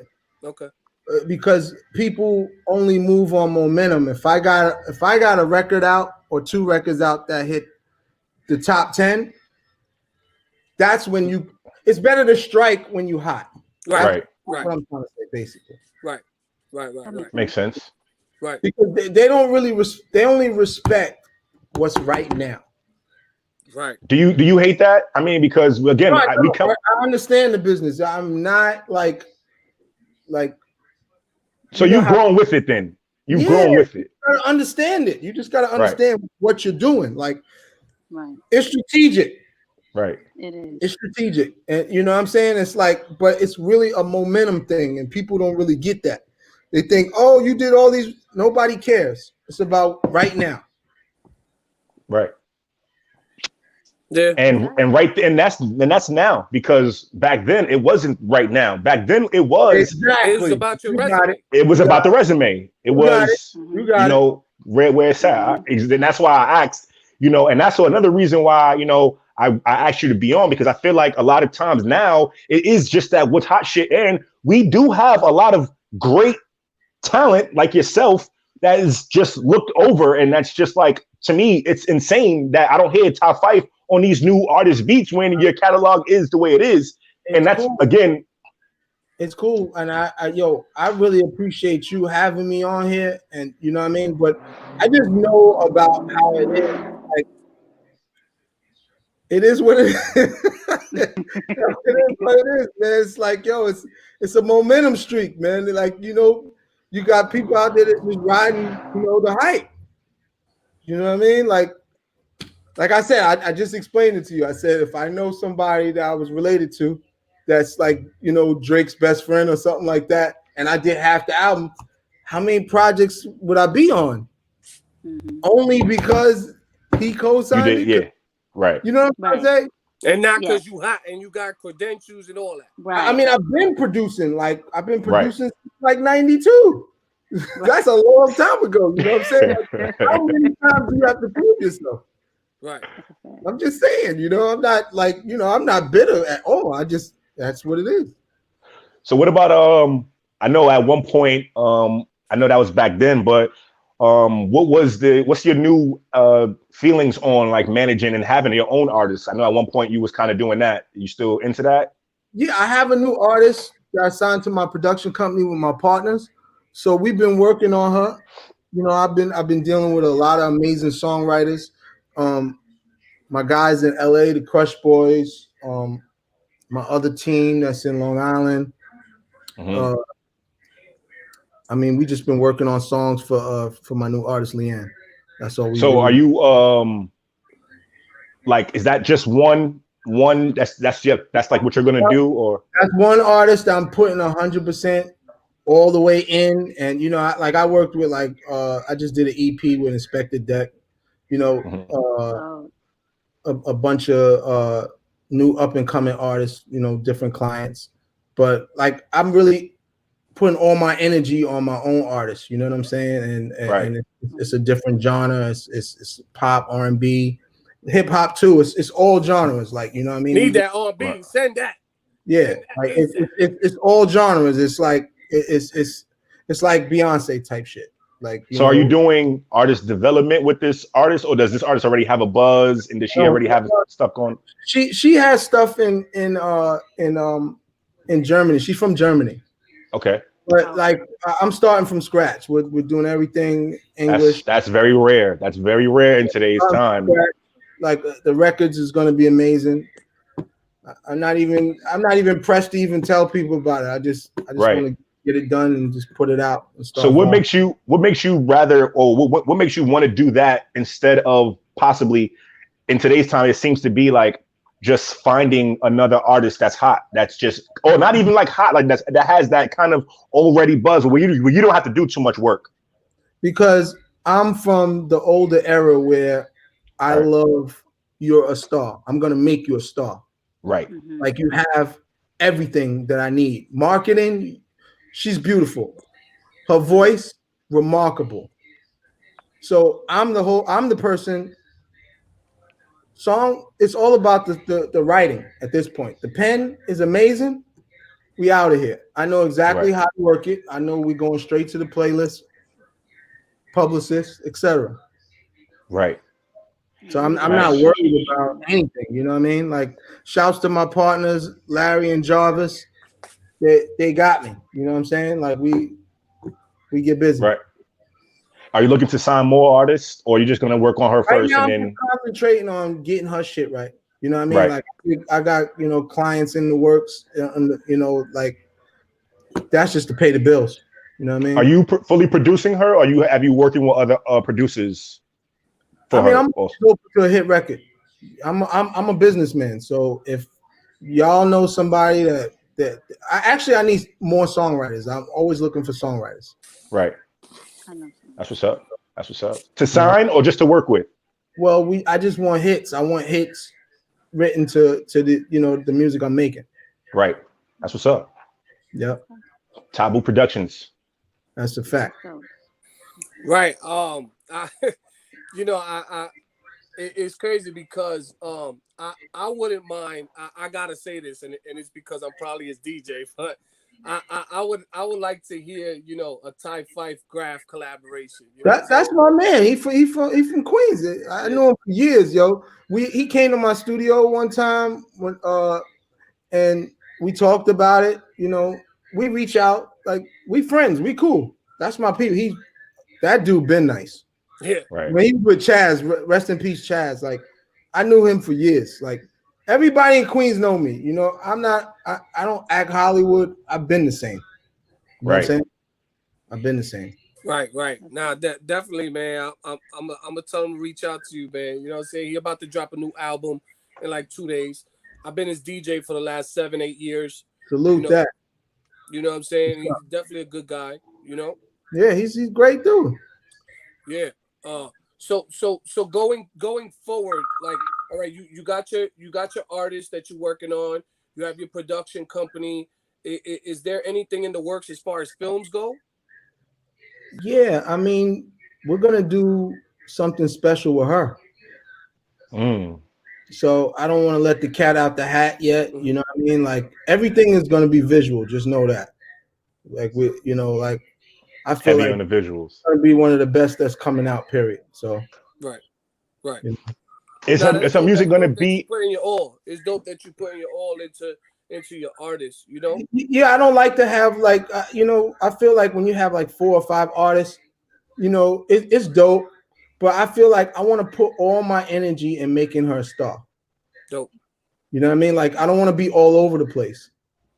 Dope. I mean, some people can multitask and I guess get it done. I don't know that many people that have a roster of like, and they all their shit sounds amazing. I don't. That's them, but I don't think that's even possible these days. And like I said, even for you, even taking that time and investing into a new artist in today's time is even more rare. I mean, I come across people all the time that don't even look at. They're looking at followers. They're looking at what bread you got and all this type of shit. I don't care about like momentum is dope. You can buy momentum, right? For 5 minutes. You know what I mean? Like so many artists came to me when I was looking. It was like I was telling my man, this is what I need. But it was like I want somebody when they singing, it's gonna blow you away. Mm-hmm. You know what I mean? So I've been producing over 20 years. If they don't get it, they're gonna see now. I hate when people stereotype, oh, he a hip hop producer. All right. Right. All right. That's cool. Right. I don't know. You're a producer, period. I get it. I hate when they do that. Yo, you don't do that. All right. Right. Cool. Real quick, I know we done bombarded you with questions. I know Taz wanted to ask you a question. That is our official sponsor. She owns her own liquor line, so send us an address. We're gonna send you over a couple bottles. Oh, I appreciate that for sure. Taz, what's up? Yes. I do want to know. I mean, and I'm gonna ask you because obviously you would know. What would you say is your signature to every beat that you make? Like the identifying feature that makes you. I don't know. People say it's how hard the drums.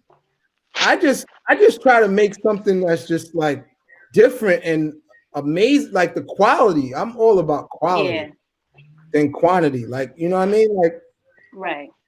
I just want to make sure people feel the music. Like I could play a record I did in 92 and it's still playing. I could play a record I did in 2000. And like, yo, you did that? Yeah, it sounds like just came out. You know what I mean? Okay. I just don't want people to overlook the music. You know what I mean? It's the music. It all boils down to the music. Right. I like superstars. Like I like all the Prince music. I like, like when Kelly was in a weirdo, I like all of R. Kelly's albums. You know what I'm saying? I like music that's really good music. Oh man. I'm just being real. He was a weirdo. Yeah, he had it. Yeah, you're right. Oh man. I wouldn't have fucked that up though. He fucked that up right there. That's a fact. Oh man, that's hilarious, man. So you think, as far as that goes, real quick, you think it's a wrap for his music? Like his Of catalog is Kelly? done? Yeah. Kelly? Yeah. Nah. I just think he fucked up Jail right bad. now. It's hard to come back. Like Chris Brown came back. Nah, but then the other He thing was happened. fucked up too. Let's be No, real. but He fucked then the up other bad. thing happened. The other thing He- happened, and they try to drag him into it. He fucked up too. Like, I feel like if you're amazing and you got Jesus, it can happen. Nah, but Chris Brown is like the Michael Jackson of this era, man. No, he fucked up. As soon as he fucked Rihanna up, nobody fucking Chris Brown. He was Really? done. He's still making hits. We could go back and look at everything that was happening then, you'd be like, yeah, you know what? He's right. It's finished. I ain't look at it like that. I thought he still making I did. I did. Hey, look at that shit. If you mess up bad, they throw you under the bus, yo. Kels, No. I'm not gonna say he's finished. If he can do something. He got talent. If he could make something out of what he did and make it special, never over. Never over. Right. I feel like he's writing like crazy in jail right now, and Better. once everything's settled, people gonna hit him up for music because his writing skills ain't never wound up. Yo, he That's better not do going away. something. He better do something. How do you come back from that though? That boy's a musical genius. He had Donnie Lyle in him. Yo, that music that boy was incredible. Word. I don't know how you come back from that. I believe I can fly. Yo, come on, Right. man. You can't make that and not and that's like riding a bike. He did that. He does that. Yeah. Ain't nobody stepping in the name of love right now, though. That's a fact. They step in their jail cell. You know what I'm saying? That shit was taken out of every wedding party ever. Listen, man. It's tough, man. It's tough. I've seen jail records be successful before, so you never know. Look at Akon. You never know. That boy made in jail is a hit. Akon made locked up. You right though. I'm just saying. I'm just a realist. You know what I'm saying? There's always room for everything. Fresno. That's a fact. Oh man. Word. Man. Nah, man, but it's been a pleasure, man, having you. I appreciate y'all, for real. It's an honor, man, to have somebody of your caliber, of your resume on the show, man. It's dope, man. I'm just a regular guy, just trying to make it. You know what I'm saying? Man, you part of hip hop history, man. Stop it, man. Listen, man. Yes. We about to make history. Leanne's coming. Shout to Laugh. Shout to Jarvis. Shout to the whole team. Shout to all the writers, Jay, Ashley, Shay, Crush Boys, what up? Right. So please, man, send us an address. I just started following you, you know what I'm saying, on the gram. If you could send us an address or we could send you a couple bottles. You already know. You know what I'm saying? Send you over a couple bottles. You let us know how you feel about the product. We got fused, we got infused, and no fused. Listen, I support everything y'all doing, man. Right. Appreciate you. Appreciate that, man. Appreciate Yo, that. Todd, thank you for coming on, man. Thank you for your time. 100. Definitely, man. Always been a real. Right. Yes, pleasure. Bless. We live on the Fix Show, DTFradio.com. That was Todd Fife, super producer extraordinaire. You know what I'm saying? Shout out to Bombay. We gonna get him back at another time. He reached out on the DM, so we gonna get him back at another time. Super dope to have, producers. I don't think we ever had back-to-back producers on the show. I can't remember, but wow, man. It's been the year of producers. Pete Rock, Amadeus, Top Five, Bombay. Y'all been killing it with the producers this season. Right. You know what I'm saying? Live right here on the Fix Show. You know what time it is. That's right. That's right. What was the last interview Top 5 did? Let's look that up. Yeah. Right. What was the last interview Bombay? Let's look that up. Right. It's gonna be a Fix Show, DTFradio.com. You know what I'm saying? Shout out to Trase. He put in that work. You know We what I'm working. saying? We working. But we getting ready for that 5-year anniversary. So if you're tuned in, I'm gonna send out a couple of personal invites. You know what I'm saying? So if you don't get a personal invite, my apologies. You know what I'm saying? But I need a couple people there personally there. You know what I'm saying? So we working on something, something special for the Fix Show anniversary. So we already got 2 special DJs. Prez working on the 3rd. I'm working on a little special other thing for the Taz. You know what I do. Taz, I always got. I know you always got some surprise guests, surprise right. something. Somebody surprise me. Surprise me. Right. I think I told like Prez. Prez, I'll tell you about the meeting, right? Yeah. Right. That meeting didn't happen. It was supposed to happen today. So I got to make that call right after this. But I'm pushing for tomorrow. But if this meeting go through, woo, that's gonna be the icing. You know what I'm saying? Right. All right. You know what I'm saying? So we gotta have a Fix Show. Matter of fact, we gotta have a Fix Show flavor for the 5-year anniversary. Hold on. So you want me to make a flavor just for the 5-year anniversary? It's gonna be our drink. The drink that you want me to make. Right. All right. Right. And the first 5 people to get there get a bottle. Get a shot. Get a shot off. You feel me? Get a shot. Right, man. You won't tell them what it is yet. All right. Right. I'll put something together though. I'll put something together. They'll be satisfied. Should raffle some stuff off. Right. So, you know what I'm saying? Shout out to Prez out there in Atlanta, ATL, man. Yes. Who knows, man? I might take a little flight, go over there, and check a brother out in Atlanta. What's up, man? Bring one of those bottles too. Those Escovite, man. Ooh. Y'all ain't tasted the Escovite yet, right? Nah, we ain't tasted the Escovite yet, bro. Right. I ain't put it because I show love to Taz. Taz, our official sponsor, so I don't talk about it too much on the show. It's a love. Listen, I support any Black-owned business, period, no matter who it is. And they from Queens too, so shout out to them. Right. Shout out to Escovite Wine. Queens in the building. Queens in the. So October, first week of October, we back in the studio.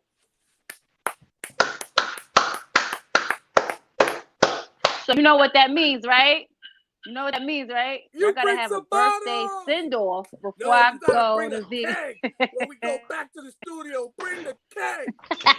Bring the keg to the studio. Right, bring the keg. It's coming. Right, nobody get the keg but us. Right. That's that. But great show, man. Great show. We didn't do the Don't music mess up my today. sales We now. held it down without the music today, man. We held it down. Right. That's it. Shout out, Ep. Shout out to Ep, man. We missed you today, man. But I know you going through some things, man. Salute to you. Praise is going out to you, man. Whatever you need from us, we here. Same thing goes for Brega, man. Salute to you. Praise is going out for you, man. Hope you get better soon. Shout out to Karina. Karina's part of the show. We haven't shouted out Karina, man. Shout out Karina. Shout out to Karina, man. I haven't seen her. Social media. Hi, person, Karina. you know what I'm saying? Like, shout out to Karina, man. Damn, Taz just voted like that. Like, she just got up and left it. She didn't even pay the tab or nothing. She just got. See, now we know. Now we know. We go out with Taz. Taz, like, I'm going to the bathroom. I'd be like, wait, hold on. Right, she just peel out. Damn. That's so good though, man. You got any shout outs, Prez? You got anything you want to say? Yo, man, I just want to shout out everybody, all the listeners. Shout out our YouTube viewers. Shout out our Facebook viewers. Shout out to the DTF radio app. Shout out to the Fix Show, man. Shout out to our guests that we had. Shout out to all our future guests and past guests. We're going to keep making this show great for y'all as best as we can. And yeah, man, shout out to everybody getting I'm it. gonna throw one little thing out there. I gotta do it. I'm the type of person that gotta do it. Gotta do it. Father's Day 2022. That's all I'm gonna say. Father's Day 2022. Don't leave it there. Tuned in right now on the app, on Facebook, on YouTube, wherever you tuned in at. Father's Day 2022. That's all I got to say. Just leaving it right there. Leave it right there. Assume what you want, think what you want. Father's Day 2022. And that's the Fix Show for y'all, man. We out of here. Salute. 5-year anniversary, October 21st. Yeah. Crisis Bar. Yeah. 6 to 10. We gonna have a flyer out soon, man. Yeah, link up. We out. DTFradio.com. We live on a Fix Show. Trase. We out of here. True.